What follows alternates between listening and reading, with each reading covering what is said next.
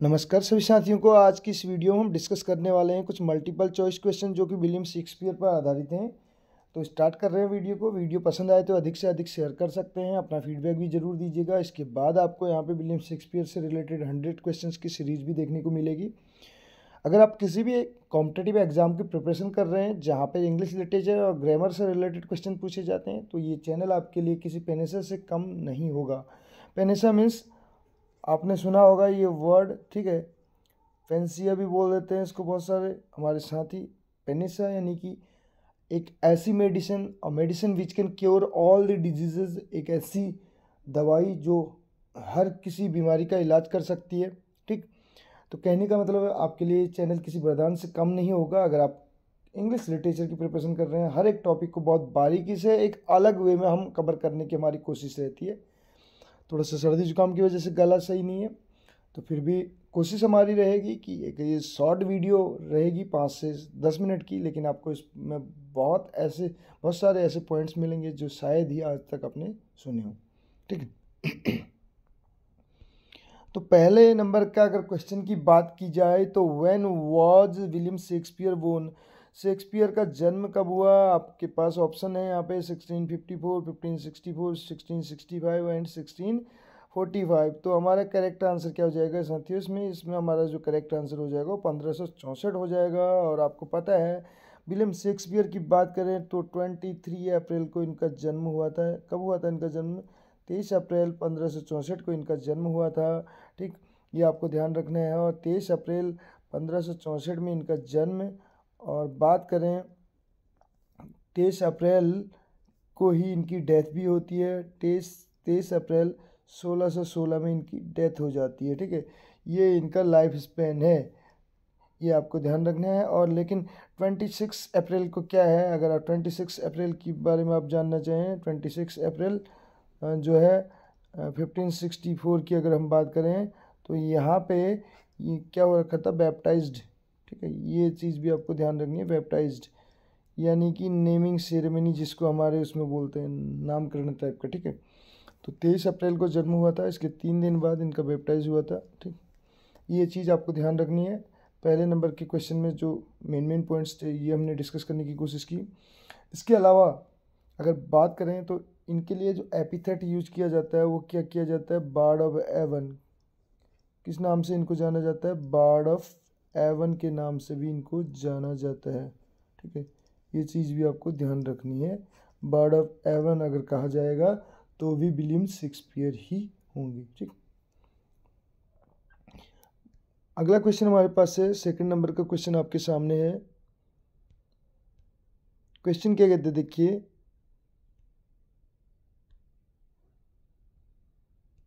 Question कह रहा है when did Shakespeare move to London.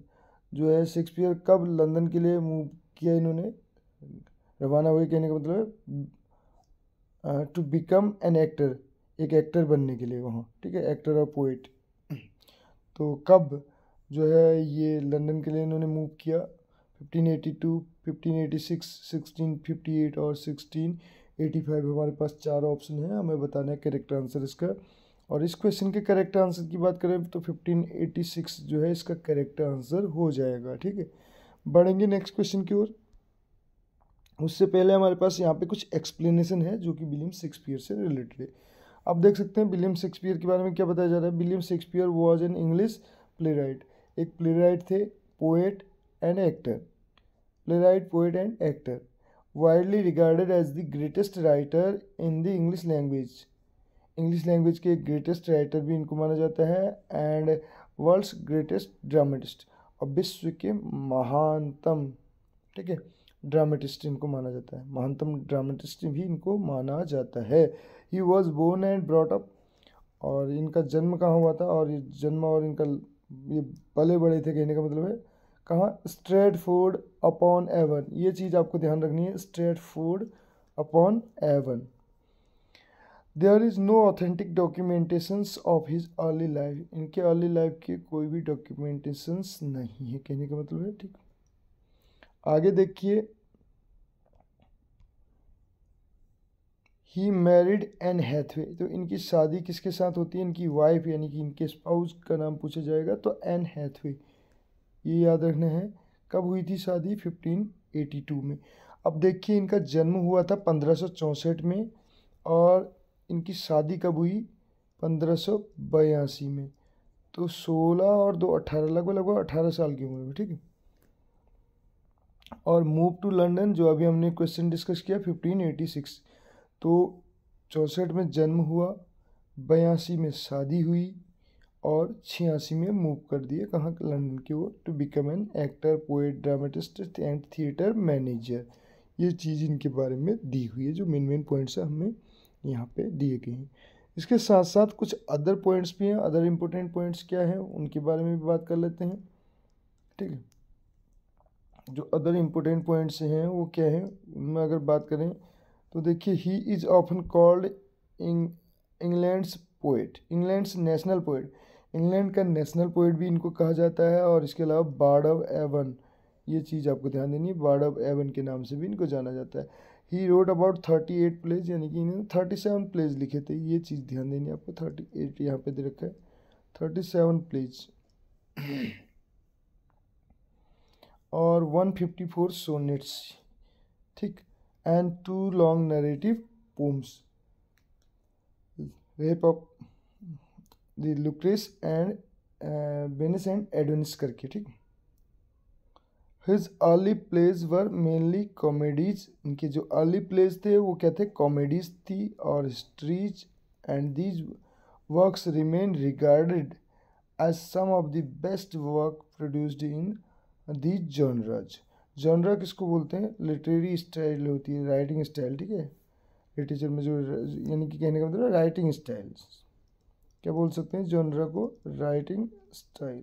किस स्टाइल में ये मतलब लिख रहे हैं किसी चीज़ को, नोवेल है क्या है, ठीक है। His well known comedies are a midsummer's night dream, जो इनकी वेल नोन कॉमेडीज हैं उनमें a midsummer's night dream, the merchant of Venice, much ado about nothing.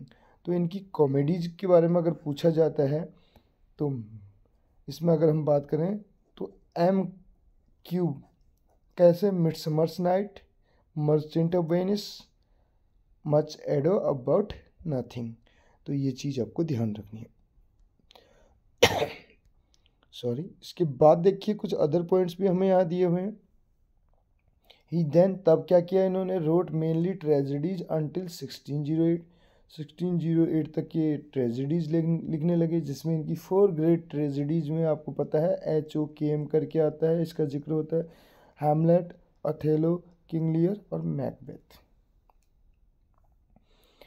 इसमें देखिए ये दिया भी है, including Hamlet, Othello, King Lear and Macbeth, considered some of the finest works in the English language. In his last phase he wrote tragic comedies, tragic comedies लिखी इन्होंने, tragic comedy means दोनों का मिक्सअप, ठीक है, tragedy and comedies का। Also known as romances, जिनको क्या कहा जाता है, कह रहे हैं रोमांसेज, लाइक जैसे कि Romeo and Juliet, sorry Romeo and Juliet जैसे कि रोमांसेज भी इन्होंने लिखे, रोमांस जिनको बोलते हैं। नेक्स्ट क्वेश्चन क्या कहते हैं, देखिए अगला क्वेश्चन हमारे पास है जिसमें पूछा जा रहा है द लाइन, कि ये लाइन दी गई है, it bless him that gives and him that takes. तो ये लाइन जो है हमें देखने को मिलती है कौन से प्ले में, ये पूछा जा रहा है, it bless him that gives and him takes. तो ये लाइन हमें कहाँ पे देखने को मिलती है, ये हमसे पूछा जा रहा है। तो ये लाइन हमें देखने को मिलती है मर्चेंट ऑफ वेनिस में। अभी हमने पढ़ा था, कॉमेडीज पढ़ी थी, merchant of Venice, midsummer's night, much ado about nothing. तो मर्चेंट ऑफ वेनिस में ये देखने को मिलती है ये लाइन हमें। और ये लाइन किसके द्वारा कही गई है, these are the words of, किसके वर्ड्स हैं ये किसने कहे हैं, आपने सुना होगा फोर्सिया, ठीक है, तो इसके वर्ड्स हैं।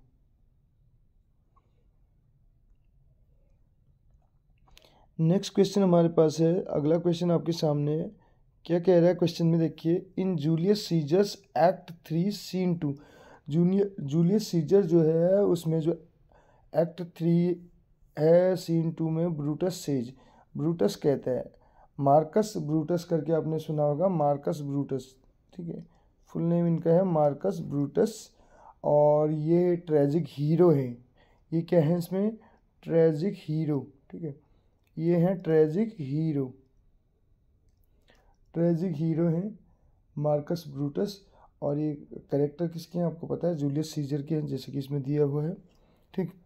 तो ये क्या कहते हैं, says that he loves Caesar, ये लव करते हैं सीजर को, बट ही लव्स रोम मोर, तो किसको ज़्यादा लव करते हैं, रोम को ज़्यादा। सीजर को तो लव करते हैं लेकिन उससे ज़्यादा किसको करते हैं, रोम को। तो ये आपको याद रखना है, ऑप्शन नंबर सी इसका करेक्ट हो जाएगा। Move on to next question. Next question क्या कहता है, देखिए अगला क्वेश्चन हमारे पास है जो कह रहा है most heartily I do beseech the court to give judgement.